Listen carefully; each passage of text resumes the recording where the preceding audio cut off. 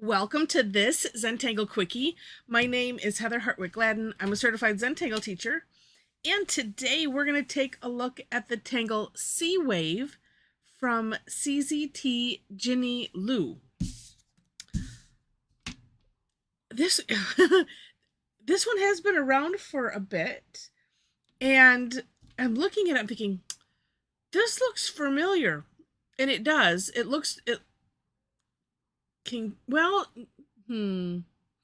sort of can look like Narfello, decorated in a different way, but it's constructed differently, because you could probably take Narfello and draw a bunch of lines in it, and it might look similar. And I think it would look more organized than this does. This is really neat, because I looked, I'm like, well, let's take a look at this and just see how it is constructed. And and because Narfello, I was like, oh, I don't know about that. That one was on the more difficult side, at least for me. And so this, not so much. All right, this for me, it was just like, okay, stop thinking. All right, so we're gonna start off with just a wavy line, and I'm trying to not make it too wavy. We'll see. I'm just gonna leave that as it is, and then doing it underneath here would be better. Then another wavy line, and it doesn't matter how you do it, honestly. Let's see if I can make it not so, okay, like that. All right, now the next step, I'm still, I'm kind of sure, but not sure at the same time. So what I have come to the conclusion of is we want to make, it's almost like we're trying to make, well, no, because some of them aren't seed shape. Let me just show you, and we'll go from there. Actually, I don't think I'll trace over this as I'm doing it. There we go. So in Ginny's step out, she starts with the first curve that she comes to, and kind of extends it, and continues. If I had it flipped this way, continues kind of a C-shaped curve line off to this side. Then it looks like she comes off of another curve, and we'll do that. Oh, let's see. Yes, that's what I'm thinking, right? And I think I'm gonna put it up there, and she does kind of like this, right? So we kind of have a seed shape here, yeah, sort of here too. And if you look in hers, it's not so much. Well, I guess it's a seed shape if you you stretched it and turned it. It actually is more like a couple S shapes. But anyway, you take a look at for more inspiration, because here's what my brain wants to do. My brain wants to kind of make sense out of this, so that way I don't have to think too hard. And where my brain is going is creating a shape within these two curvy lines that have where they merge together beginning to end. And so this is where I'm thinking, okay, well, maybe, actually, what if I did this? Wait, yeah. So if I did this and I curved this off here and just merged it in like that. So this is where my brain is having a little bit of a challenge, because I'm like, I need to have some order here. So I understand. But at the same time, I was like, well, maybe I'm thinking too much. And so then here, so I'm going to take this shape. I'm sorry if I feel like I'm making no sense. I'm just going to come up there like that. What's neat about it, what I see about this process, is it makes it so it is quite random, right? And let's take it from here, because then you can just you can keep adding on, and we'll do that. But let's finish. So, with the way the step out is, so then, we're filling these all in with lines, and my brain says this. My brain says, let's put one in the middle, and I can kind of curve it a little bit. And I like to start there. And then sometimes I'm coming, against the inside, or maybe I'm kind of auraing the outside. And then maybe I take one, well, gosh, That one all wavy. That one in the middle, and the lucky thing is that nothing matters. Why it did that. Let's see if I can, all right, add another one because it doesn't matter. And then the same thing over here. So here's that middle line. Let me maybe take one here. And I think I like to do this because I want it to look full. And that's just the way that I need to do it. If that makes any sense. Oh, and see, now I have this gap here. So let's be real careful and fill that. Then again, nice thing, it doesn't matter. It's all good. But because so another way you could do it, and this is the way I was thinking to do it, is to just start from this point and aura here. But and there are other tangles that are kind of like this, where we're doing some similar action. And I don't know, this is the way I have come up with to do it. You can do it whatever way works best for you. I think some of what I want to do is I want to incorporate the curve, and the curve it's not the same on both sides. So, like if I was dividing up a nice seed shape, then, I could do in the middle, subdivide, because that's the way I like to do it. And then maybe again and again, just depending. And then you have all of these nice even lines.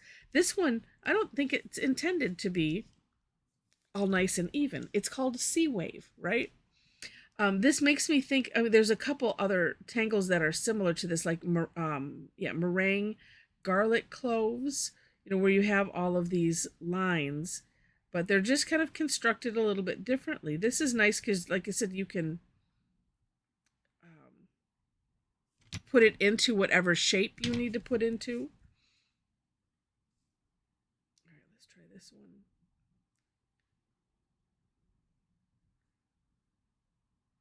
And like I said, and because it's more of a filler versus I think it's garlic cloves that are just singulars, but they're constructed different. So let's see if I think I've done both of those. I'm not sure now. I have to look because it's been a while. And then here where you have these partials, you just kind of have to make up what would be on the other side. And the biggest thing to work towards is really coming off of that same point, and like here, tracing over till you get out, because see how that creates this natural shading by doing that. And so that has a big effect, and then we'll add graphite to accentuate it. But look at that. This is one of those where too, maybe don't look at it for a minute. I do, flip it over. Don't look at it for a little bit. Come back and then have this, oh, who did that moment? All right, let's add another one. So say you want to make it a nice fill in. So let's just do, and without trying to think about it, I think I had too many curves in there. Honestly, I don't think it matters. I was feeling like there was too many curves, but you try it, play with it, see what you come up with. And then again, so I'm gonna follow this formula, starting off here and just taking this line down, and then let's see if I can, yeah. All right, and then we'll do, ooh, that's gonna be interesting. So a little, oh, I could just leave it just like that, and I'm gonna, and I think you get the idea, or I hope you get the idea of the type of shape that we're looking for. And this is a nice one too, where when you get past this part, if that part frustrates you, as it does me, or frustrate isn't the right word, I'm sorry. It's more of a, that part is tougher on me. It doesn't seem to, it doesn't flow. So once I get past that, or at least that, and that's why I try to work out something, so that way it's like, okay, that way I can make sense out of it and enjoy it more.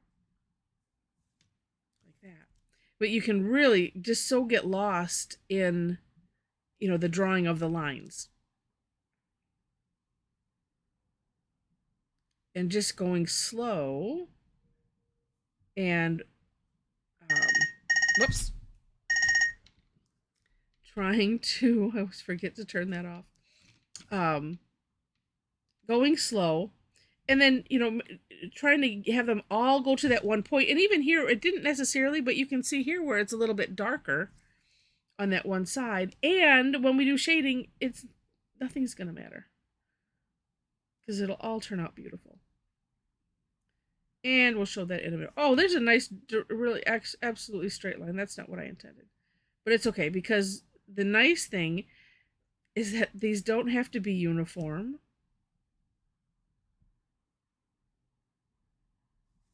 And I'm going to,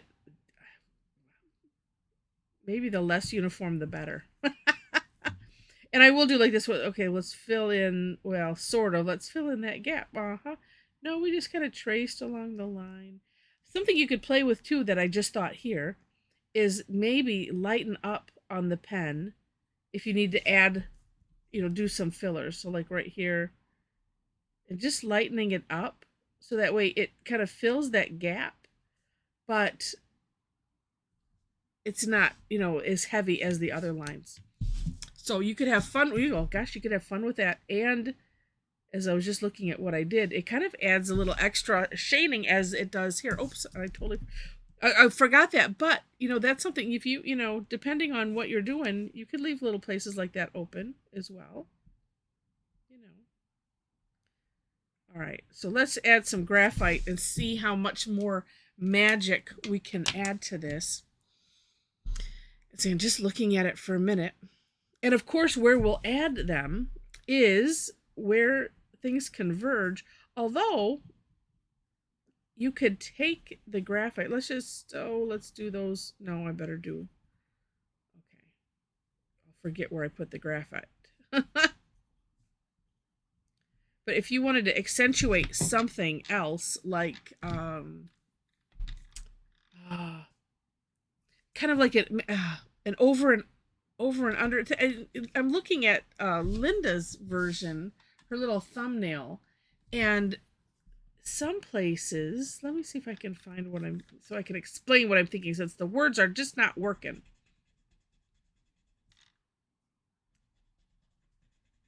I don't know. Let's just take a look at this for more inspiration, and you'll see. Because what I don't want to have the graphite remorse. But there's some that might look like they're laying over another one. So like, well, for instance, right here, like this one looks like it's popped up above this one for whatever reason. So you could take more graphite along that line, maybe along that line, and just go a little bit darker in such a case. And see how that just pops that one right up. And then maybe this one, similar. Let's see, I would put the graphite, oh gosh, let me just see. Here, would put some here, but maybe extend it a little more, because this one looks like it's over that one a little bit. And it's just going to depend on how it ends up. And I didn't, wasn't doing any hollowing or anything. And then too, like here, this maybe needs to be distinguished a little bit more from the other. And same idea, where you could just put a little bit more graphite there, so it looks like it's, a different section. Oh, let's just put some here so that way it looks like it's ending. And I didn't put it out. When you're only bringing it out a little ways, and it's, again, completely up to you and depends on how yours ended up. But oh my gosh.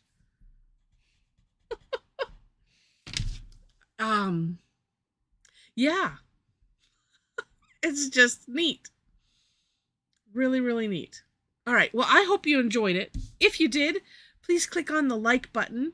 And if you liked it enough to see more, I see another place I want to, because this looks like a twist here, so I want to make that graphite a little darker there. But if you liked it enough to see more, please click to subscribe to the channel. I mentioned the description section, so do take a look there. Below the links to the step outs, you will find my link tree. So if you want to connect, we can do that. All of my social media is on there. A couple things to highlight. If you're interested in, if you want to come tangle with me online, I do that twice a week. It's Tuesdays and generally on Thursdays. If I have schedule conflict as I do this upcoming week, it may change, but I do put that. I usually make the change the week before. Actually, I need to do that now, so that way is to not confuse things. But anyway, I try to at least give verbal warnings. So everybody is aware, because we can't be missing our tangle time. I know that. But yeah, come and join us. The tangle times are free on Thursdays. Tuesdays are generally classes that have some sort of a fee or is a membership exclusive. But information for that is on my website, and then there's places there to follow me for classes.